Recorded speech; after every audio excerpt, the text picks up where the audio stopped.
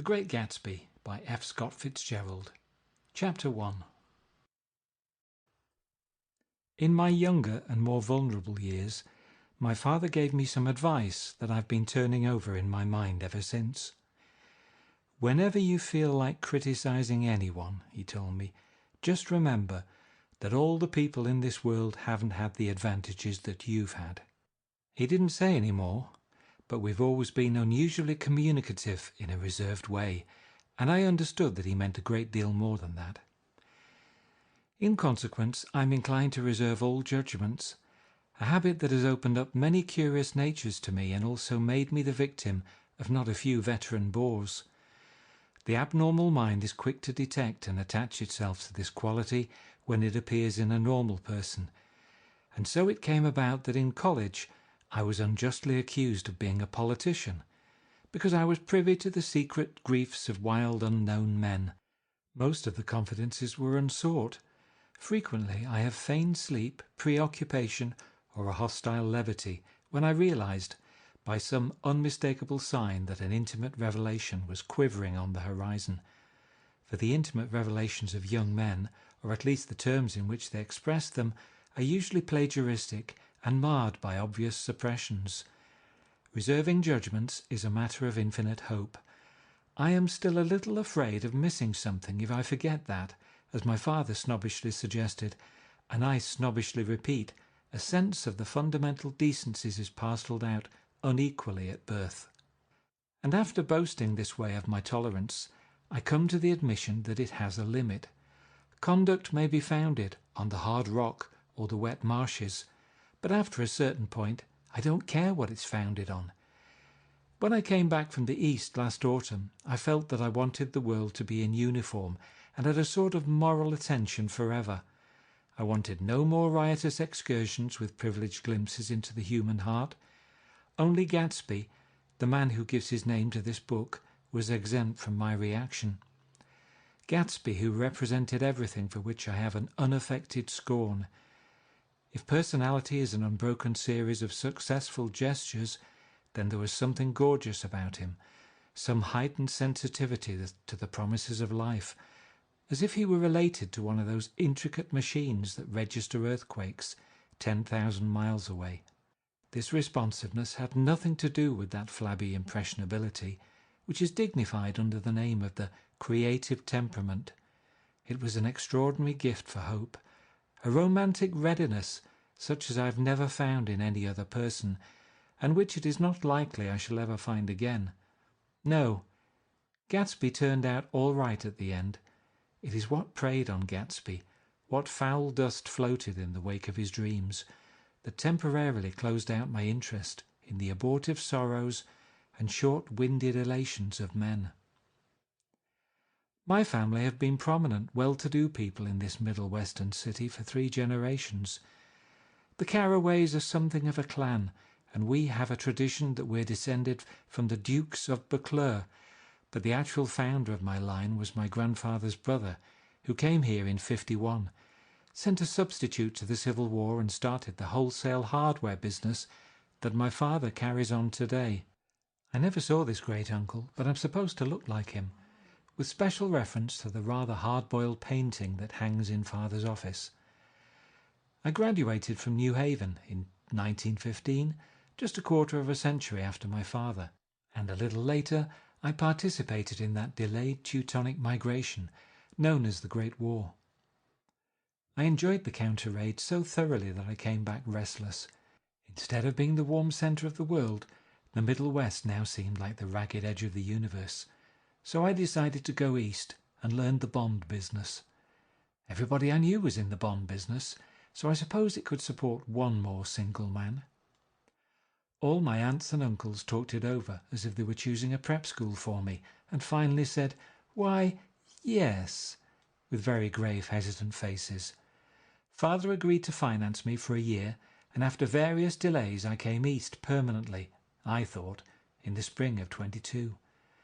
The practical thing was to find rooms in the city, but it was a warm season, and I had just left a country of wide lawns and friendly trees, so when a young man at the office suggested that we take a house together in a commuting town, it sounded like a great idea. He found the house, a weather-beaten cardboard bungalow at $80 a month, but at the last minute the firm ordered him to Washington, and I went out to the country alone. I had a dog, at least I had him for a few days until he ran away, and an old Dodge, and a Finnish woman who made my bed and cooked breakfast and muttered Finnish wisdom to herself over the electric stove. It was lonely for a day or so, until one morning some man, more recently arrived than I, stopped me on the road. "How do you get to West Egg Village?" he asked helplessly. I told him, and as I walked on I was lonely no longer. I was a guide, a pathfinder, an original settler. He had casually conferred on me the freedom of the neighbourhood. And so, with the sunshine and the great bursts of leaves growing on the trees, just as things grow in fast movies, I had that familiar conviction that life was beginning over again with the summer. There was so much to read for one thing, and so much fine health to be pulled down out of the young breath-giving air. I bought a dozen volumes on banking and credit and investment securities, and they stood on my shelf in red and gold like new money from the mint, promising to unfold the shining secrets that only Midas and Morgan and Maecenas knew. And I had the high intention of reading many other books besides. I was rather literary in college. One year I wrote a series of very solemn and obvious editorials for the Yale News, and now I was going back to bring back all such things into my life and become again that most limited of all specialists, the well-rounded man. This isn't just an epigram. Life is much more successfully looked at from a single window after all. It was a matter of chance that I should have rented a house in one of the strangest communities in North America. It was on that slender, riotous island which extends itself due east of New York, and where there are, among other natural curiosities, two unusual formations of land, 20 miles from the city, a pair of enormous eggs, identical in contour and separated only by a courtesy bay, jut out into the most domesticated body of salt water in the Western Hemisphere. The great wet barnyard of Long Island Sound. They are not perfect ovals, like the egg in the Columbus story. They are both crushed flat at the contact end, but their physical resemblance must be a source of perpetual confusion to the gulls that fly overhead. To the wingless, a more arresting phenomenon is their dissimilarity in every particular, except shape and size. I lived at West Egg, the less fashionable of the two, though this is a most superficial tag to express the bizarre and not a little sinister contrast between them. My house was at the very tip of the egg, only 50 yards from the Sound, and squeezed between two huge places that rented for $12,000 or $15,000 a season. The one on my right was a colossal affair by any standard. It was a factual imitation of some Hôtel de Ville in Normandy, with a tower on one side, spanking new under a thin beard of raw ivy, and a marble swimming pool, and more than 40 acres of lawn and garden. It was Gatsby's mansion, or rather, as I didn't know Mr. Gatsby, it was a mansion inhabited by a gentleman of that name. My own house was an eyesore, but it was a small eyesore, and it had been overlooked, so I had a view of the water, a partial view of my neighbour's lawn, and the consoling proximity of millionaires, all for $80 a month. Across the courtesy bay, the white palaces of fashionable East Egg glittered along the water, and the history of the summer really begins on the evening I drove over there to have dinner with the Tom Buchanans. Daisy was my second cousin once removed, and I'd known Tom in college, and just after the war I spent 2 days with them in Chicago. Her husband, among various physical accomplishments, had been one of the most powerful ends that ever played football at New Haven. A national figure in a way, one of those men who reach such an acute, limited excellence at 21 that everything after savours of anticlimax. His family were enormously wealthy. Even in college his freedom with money was a matter for reproach. But now he'd left Chicago and come east, in a fashion that rather took your breath away. For instance, he'd brought down a string of polo ponies from Lake Forest. It was hard to realize that a man in my own generation was wealthy enough to do that. Why they came east, I don't know. They'd spent a year in France for no particular reason, and then drifted here and there unrestfully, wherever people played polo and were rich together. This was a permanent move, said Daisy over the telephone, but I didn't believe it. I had no sight into Daisy's heart, but I felt that Tom would drift on forever, seeking a little wistfully for the dramatic turbulence of some irrecoverable football game. And so it happened that on a warm, windy evening I drove over to East Egg to see two old friends whom I scarcely knew at all. Their house was even more elaborate than I expected, a cheerful red and white Georgian colonial mansion overlooking the bay. The lawn started at the beach and ran towards the front door for a quarter of a mile, jumping over sundials and brick walks and burning gardens. Finally, when it reached the house, drifting up the side in bright vines, as though from the momentum of its run. The front was broken by a line of French windows, glowing now with reflected gold and wide open to the warm, windy afternoon, and Tom Buchanan in riding clothes was standing, with his legs apart, on the front porch. He had changed since his New Haven years. Now he was a sturdy, straw-haired man of 30, with a rather hard mouth and a supercilious manner. Two shining, arrogant eyes had established dominance over his face and gave him the appearance of always leaning aggressively forward. Not even the effeminate swank of his riding clothes could hide the enormous power of that body. He seemed to fill those glistening boots until he strained the top lacing, and you could see a great pack of muscle shifting when his shoulder moved under his thin coat. It was a body capable of enormous leverage, a cruel body. His speaking voice, a gruff, husky tenor, added to the impression of fractiousness he conveyed. There was a touch of paternal contempt in it, even toward people he liked, and there were men at New Haven who had hated his guts. Now, don't think my opinion on these matters is final, he seemed to say, just because I'm stronger and more of a man than you are. We were in the same senior society, and while we were never intimate, I always had the impression that he approved of me and wanted me to like him with some harsh, defiant wistfulness of his own.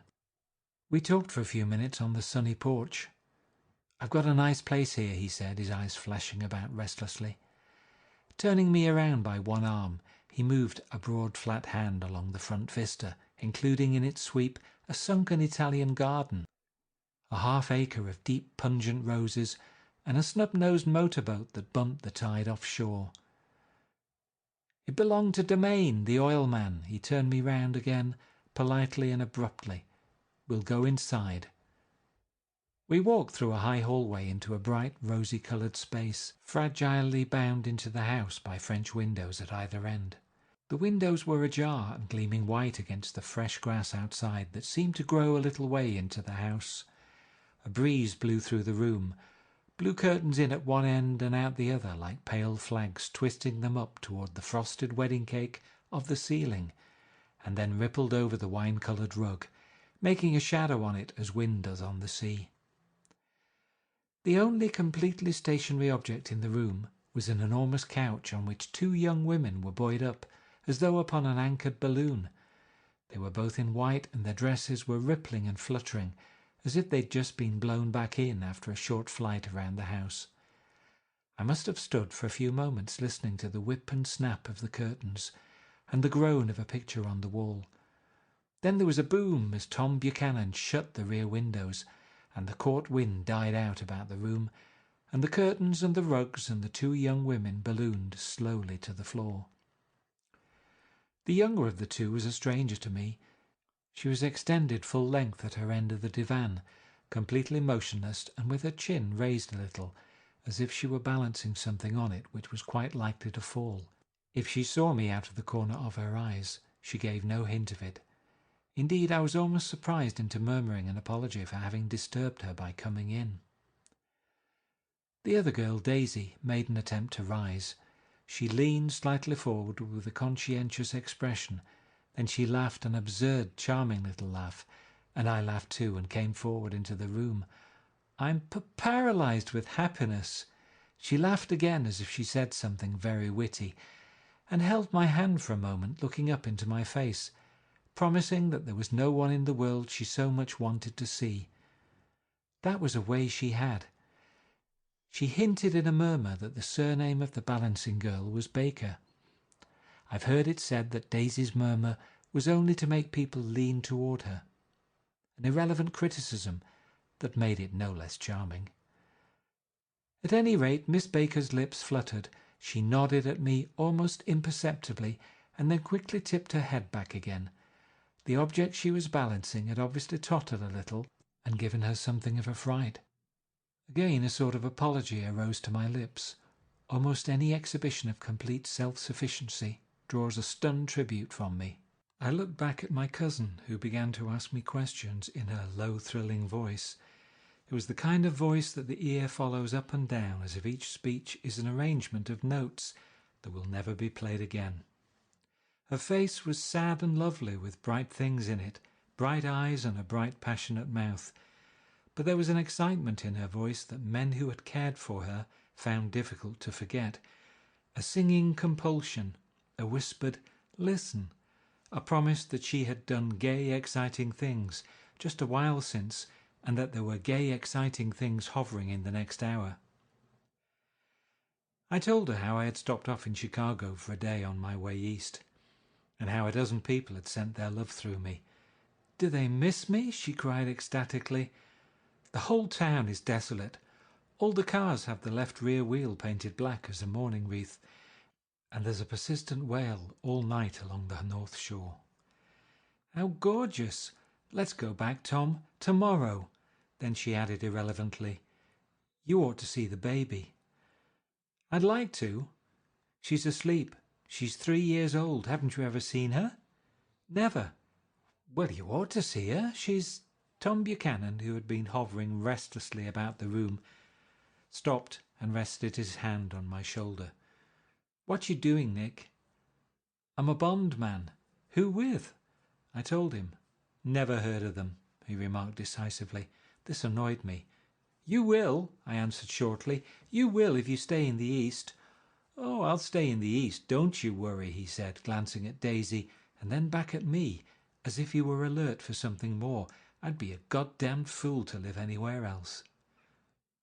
At this point Miss Baker said, "Absolutely," with such suddenness that I started. It was the first word she had uttered since I came into the room. Evidently it surprised her as much as it did me, for she yawned and with a series of rapid, deft movements stood up into the room. "I'm stiff," she complained. "I've been lying on that sofa for as long as I can remember." "Don't look at me," Daisy retorted. "I've been trying to get you to New York all afternoon." "Oh, thanks," said Miss Baker to the 4 cocktails just in from the pantry. "I'm absolutely in training." Her host looked at her incredulously. "You are!" He took down his drink as if it were a drop in the bottom of a glass. "How you ever get anything done is beyond me." I looked at Miss Baker, wondering what it was she got done. I enjoyed looking at her.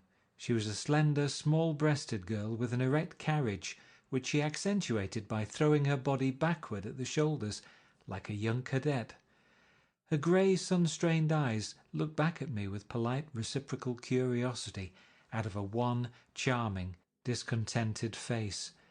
It occurred to me now that I had seen her, or a picture of her, somewhere before. "You live in West Egg," she remarked contemptuously. "I know somebody there." "I don't know a single—" "You must know Gatsby." "Gatsby?" demanded Daisy. "What Gatsby?" Before I could reply that he was my neighbour, dinner was announced. Wedging his tense arm imperatively under mine, Tom Buchanan compelled me from the room as though we were moving a checker to another square. Slenderly, languidly, their hands set lightly on their hips, the 2 young women preceded us out onto a rosy-coloured porch open towards the sunset, where 4 candles flickered on the table in the diminished wind. "Why candles?" objected Daisy, frowning. She snapped them out with her fingers. "In 2 weeks it'll be the longest day in the year." She looked at us all radiantly. "Do you always watch for the longest day of the year and then miss it?" "I always watch for the longest day in the year and then miss it." "We ought to plan something," yawned Miss Baker, sitting down at the table as if she were getting into bed. "All right," said Daisy. "What'll we plan?" She turned to me helplessly. "What do people plan?" Before I could answer, her eyes fastened with an awed expression on her little finger. "Look," she complained, "I hurt it." We all looked. The knuckle was black and blue. "You did it, Tom," she said accusingly. "I know you didn't mean to, but you did do it. That's what I get for marrying a brute of a man, a great big, hulking, physical specimen of a—" "I hate that word, hulking," objected Tom crossly, "even in kidding." "Hulking," insisted Daisy. Sometimes she and Miss Baker talked at once, unobtrusively, and with a bantering inconsequence that was never quite chatter, that was as cool as their white dresses and their impersonal eyes in the absence of all desire. They were here, and they accepted Tom and me, making only a polite, pleasant effort to entertain or to be entertained. They knew that presently dinner would be over, and a little later the evening too would be over, and casually put away. It was sharply different from the West, where an evening was hurried from phase to phase towards its close, in a continually disappointed anticipation, or else in sheer nervous dread of the moment itself. "You make me feel uncivilized, Daisy," I confessed on my second glass of corky but rather impressive claret. "Can't you talk about crops or something?" I meant nothing in particular by this remark, but it was taken up in an unexpected way. "Civilization's going to pieces," broke out Tom violently. "I've gotten to be a terrible pessimist about things. Have you read The Rise of the Coloured Empires by this man Goddard?" "Why, no," I answered, rather surprised by his tone. "Well, it's a fine book and everybody ought to read it. The idea is, if we don't look out, the white race will be utterly submerged. It's all scientific stuff. It's been proved." "Tom's getting very profound," said Daisy with an expression of unthoughtful sadness. "He reads deep books with long words in them.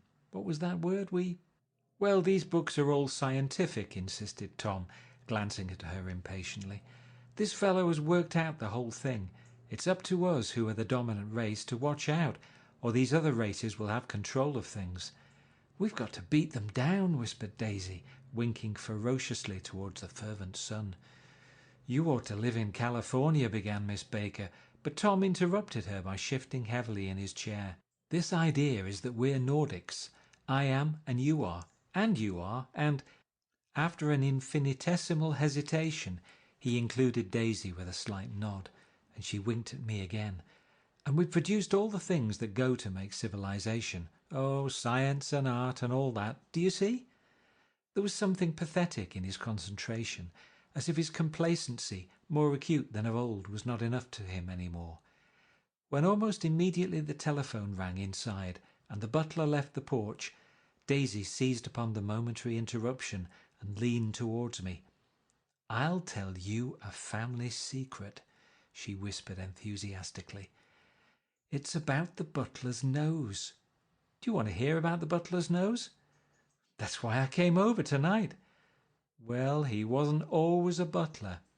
He used to be the silver polisher for some people in New York that had a silver service for 200 people. He had to polish it from morning till night, until finally it began to affect his nose." "Things went from bad to worse," suggested Miss Baker. "Yes, things went from bad to worse until finally he had to give up his position." For a moment the last sunshine fell with romantic affection upon her glowing face. Her voice compelled me forward breathlessly as I listened. Then the glow faded, each light deserting her with lingering regret, like children leaving a pleasant street at dusk.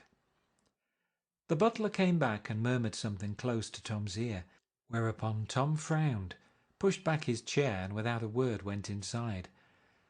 As if his absence quickened something within her, Daisy leaned forward again, her voice glowing and singing. "I love to see you at my table, Nick.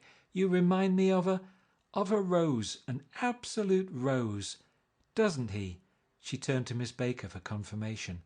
"An absolute rose?" This was untrue. I am not even faintly like a rose.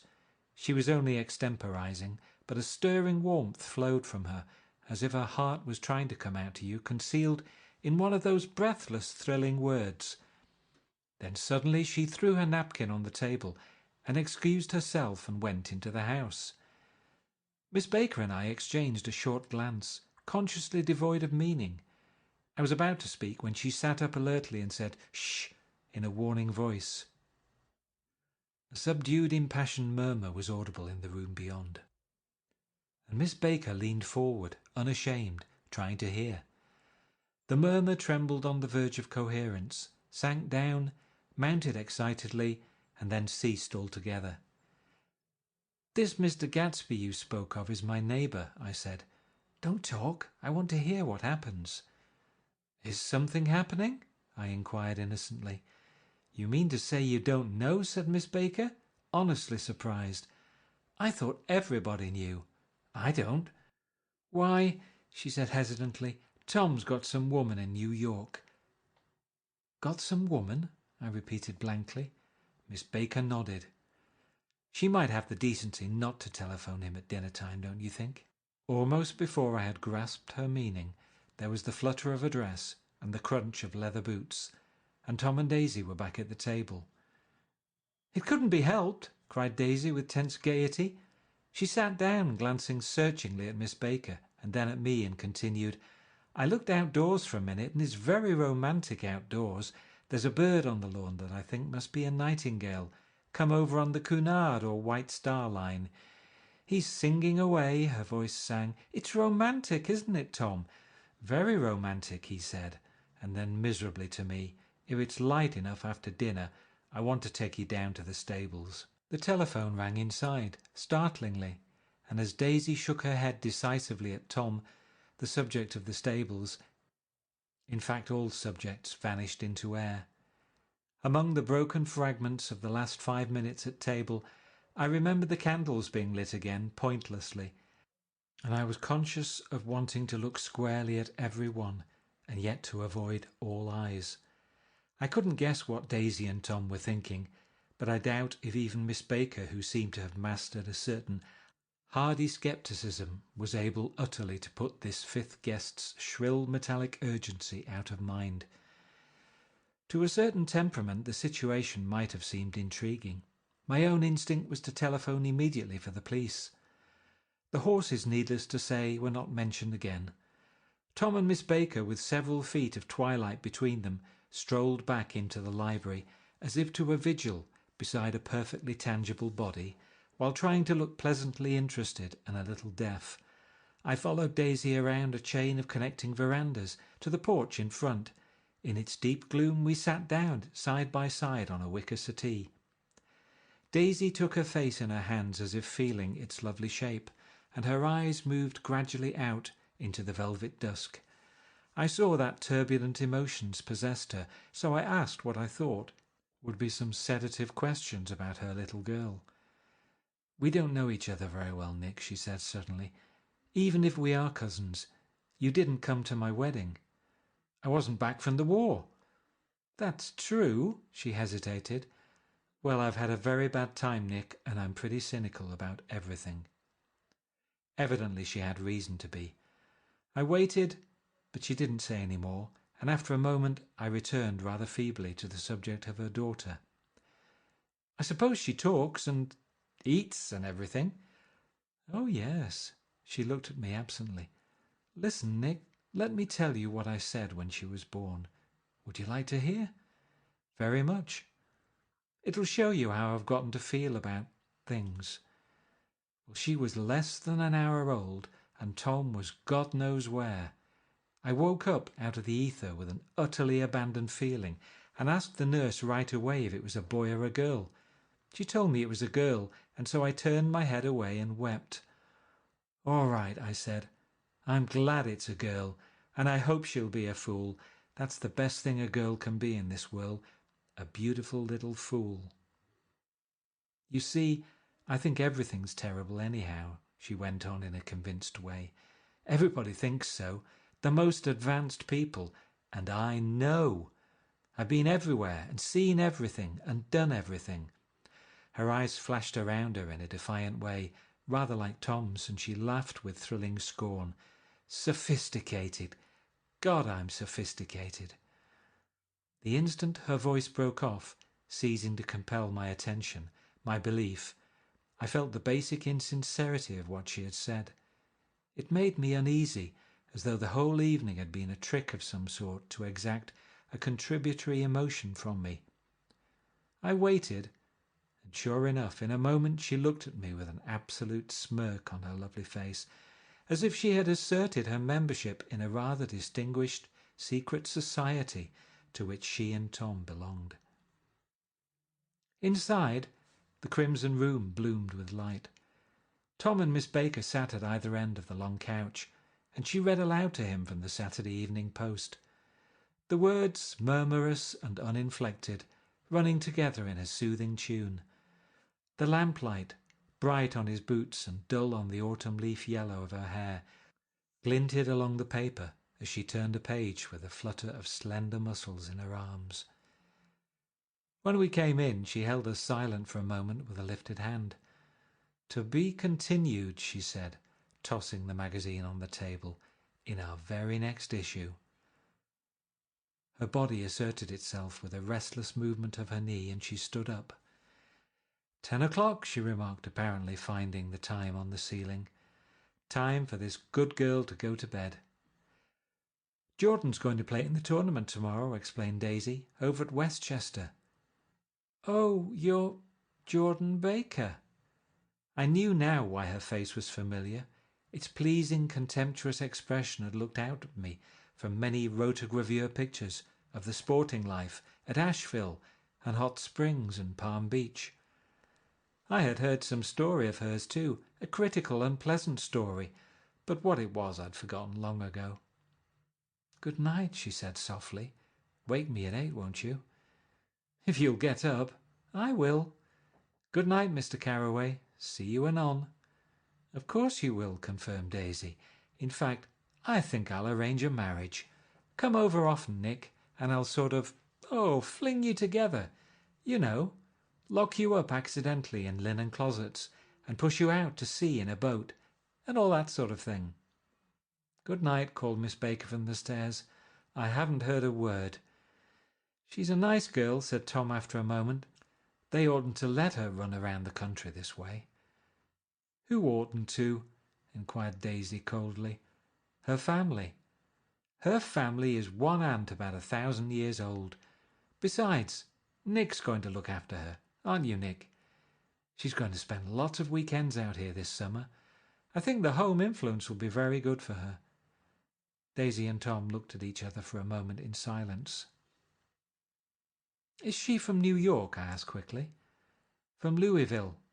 Our white girlhood was passed together there. Our beautiful white—" "Did you give Nick a little heart-to-heart talk on the veranda?" demanded Tom suddenly. "Did I?" She looked at me. "I can't seem to remember. But I think we talked about the Nordic race. Yes, I'm sure we did. It sort of crept up on us, and first thing you know—" "Don't believe everything you hear, Nick," he advised me. I said lightly that I had heard nothing at all, and a few minutes later I got up to go home. They came to the door with me and stood side by side in a cheerful square of light.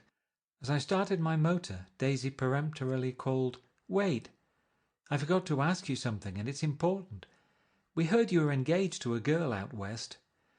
"That's right," corroborated Tom kindly. "We heard that you were engaged." "It's a libel. I'm too poor." "But we heard it," insisted Daisy, surprising me by opening up again in a flower-like way. "We heard it from 3 people, so it must be true." Of course I knew what they were referring to, but I wasn't even vaguely engaged. The fact that gossip had published the banns was one of the reasons I had come east. You can't stop going with an old friend on account of rumours, and on the other hand I had no intention of being rumoured into marriage. Their interest rather touched me and made them less remotely rich.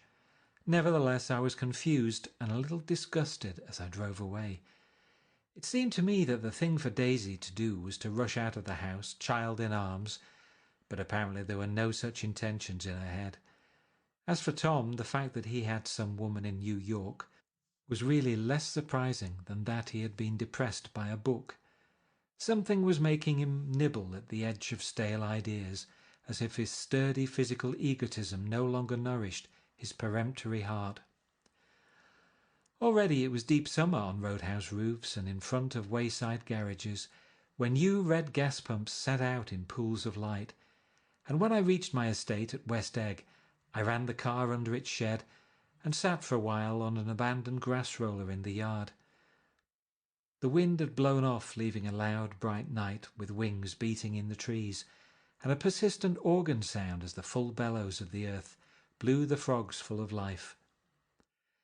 The silhouette of a moving cat wavered across the moonlight, and turning my head to watch it, I saw that I was not alone.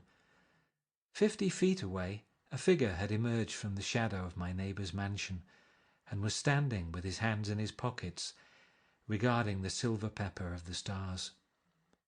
Something in his leisurely movements and the secure position of his feet upon the lawn suggested that it was Mr. Gatsby himself, come out to determine what share was his of our local heavens. I decided to call to him. Miss Baker had mentioned him at dinner, and that would do for an introduction. But I didn't call to him, for he gave a sudden intimation that he was content to be alone. He stretched out his arms towards the dark water in a curious way, and far as I was from him, I could have sworn he was trembling. Involuntarily I glanced seaward, and distinguished nothing except a single green light, minute and far away, that might have been the end of a dock. When I looked once more for Gatsby, he had vanished, and I was alone again in the unquiet darkness. End of chapter 1.